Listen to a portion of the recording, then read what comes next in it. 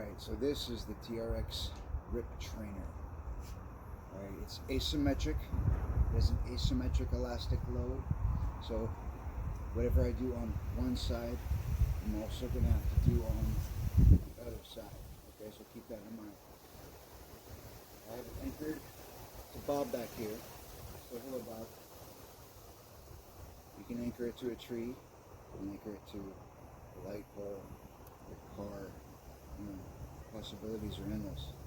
But we're going to be using rotational movements. And the exercises are going to be based off of functional movement patterns, so that hopefully that resonates with you a little bit.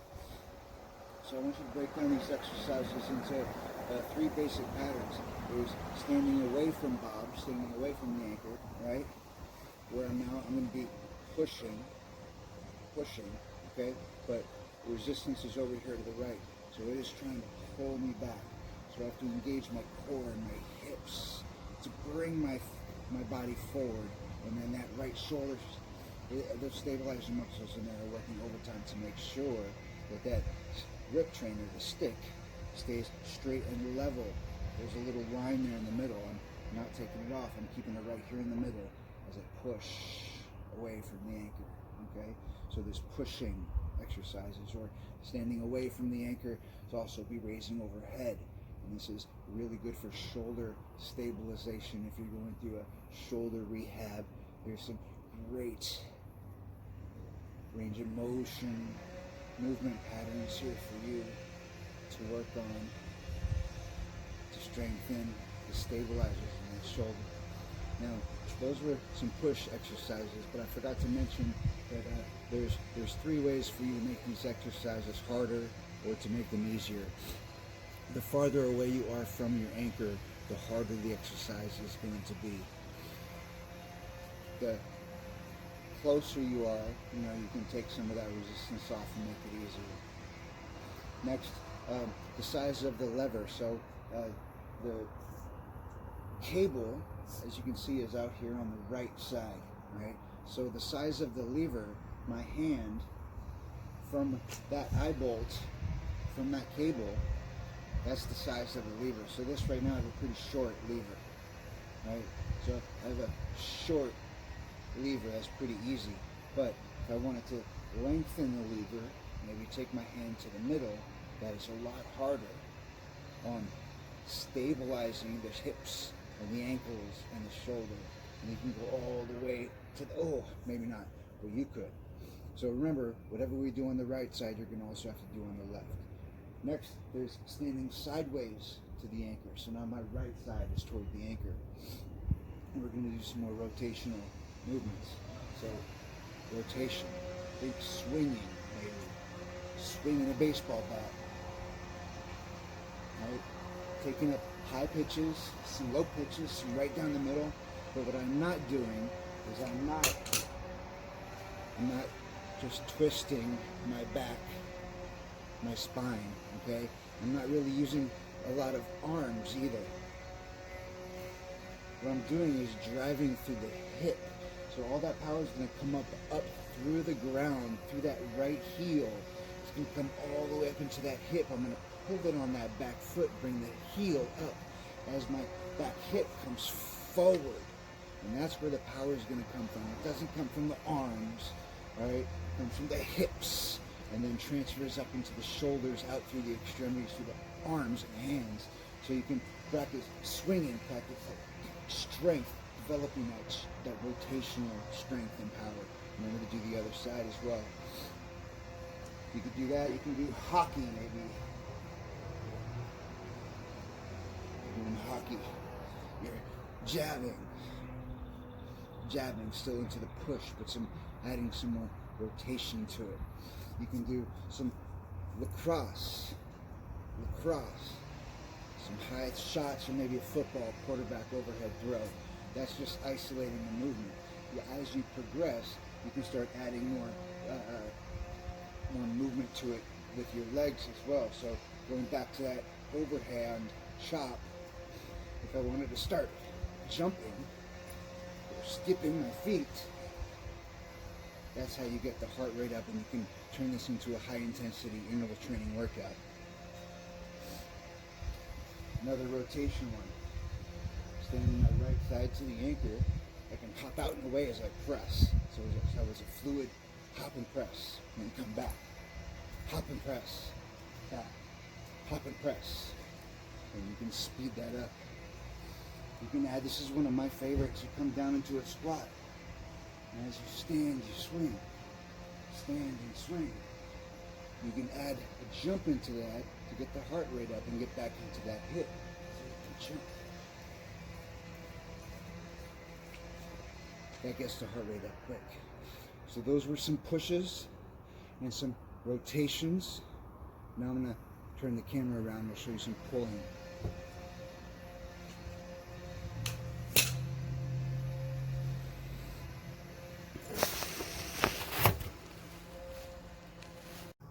Okay, so now I'm facing the garage, I'm facing Bob, and I'm going to do some more exercises involving a pulling, okay? So, same thing, I'm facing Bob, square myself to Bob, to the anchor, and I can do some pulling now. Pulling, keeping this square on my body, not letting it pull me away and pull me off center. You got to keep the core engaged. I can back up to make it harder, but I want to make sure that you can hear me. So from here we can do a range of things from, you know, the simple, from just a regular row to a squat row. A squat row, to make that harder, we can adjust the size of the lever, right? Squat row, my hands are still centered on my chest. I'm not holding it out here. You could. That was pretty hard. We'll get into that later. But squat row, right? We did a couple of those. You could do jumping jacks. Start getting the heart rate up. You can face the anchor. I like to come into a deep squat and then take this up overhead like I'm forking some hay, because I know everybody knows how to fork hay, and I miss forking the hay. After you fork the hay, we can do some kayaks, maybe, like we're rowing a kayak, or bring the footwork back into it. We'll work on some balance as you lunge back, and then take that right knee up and bring it back. So you lunge back, and then try to balance on that grounded foot. Don't let it make you all wobbly. But practice, keep the knee over the heel, so you can keep that balance as you go into that knee strike, which is what I call that last one. So those were some pulling exercises. It's never going to be bilateral, you know. I mean, it's bilateral. It's never going to be. What am I trying to say?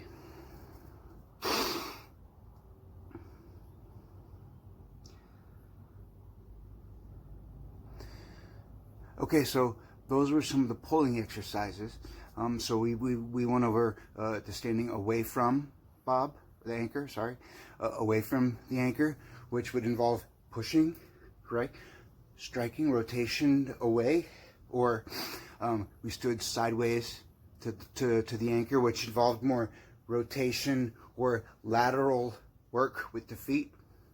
And then we did some facing Bob, which is all the same with the feet. You can come up with whatever you want to come up with, jumping jacks, lunges, squats, deadlifts, whatever, but include that isometric load so that you're engaging the core and strengthening your stabilizers. So what I usually like to do is, after a little warm-up of like lunge squats or squat rows, squat presses, or lunges, after getting people used to how that asymmetric load feels, how that imbalance feels, what I like to do is start to get the heart rate up slow. I usually start with jumping jacks, and then I'll do, depending on you, you could do 3 or 4 exercises facing the anchor, 3 or 4 sideways. Remember to switch directions, left to right, with the load, the band.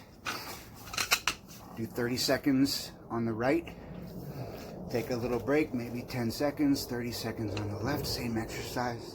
Take a little break, 10 seconds, switch it back over to the right, do a new exercise. Same thing, just alternate, 37, 37, 37, you know, and alternate left and right.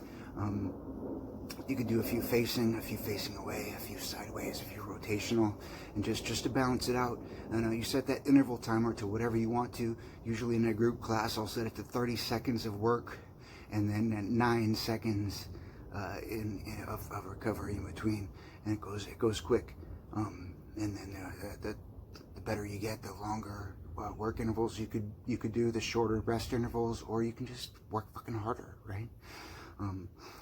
So that's how the TRX RIP trainer works. I hope that answered all your questions. I forgot.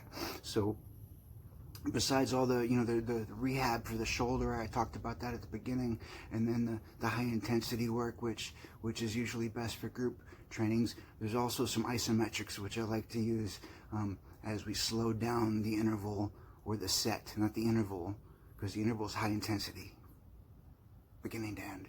But then at the end of the set, so maybe 7, 8, 10 exercises, you know, we'll take a break for a minute or two, and before that set, you know, start to slow down the movements, and then we'll finish with an isometric, which is I like to call it like a standing plank, but it is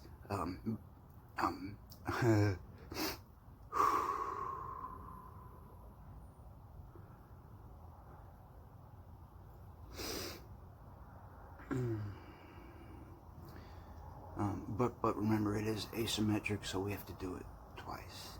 But this is the standing plank. I'm gonna do it facing Bob.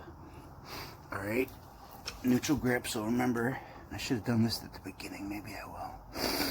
Right here where it screws together, that's the center line. Keep that centered on your chest for a lot of these exercises, just to keep everything in balance.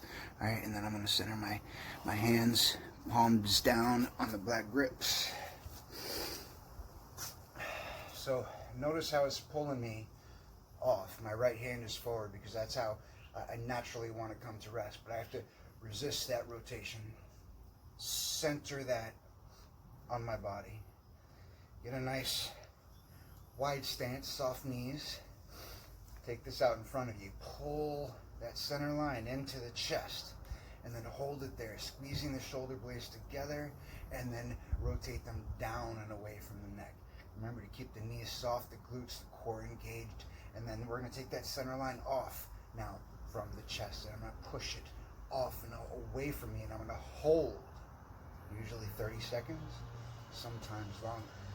We're just holding that now, and you can feel why I call this a standing plank, because those obliques are working overtime. You can challenge yourself to back up, maybe to add a squat into it, maybe some circles. You can do the same kind of isometric facing or sideways, and add a little circle thing in there as you start to squat up and down.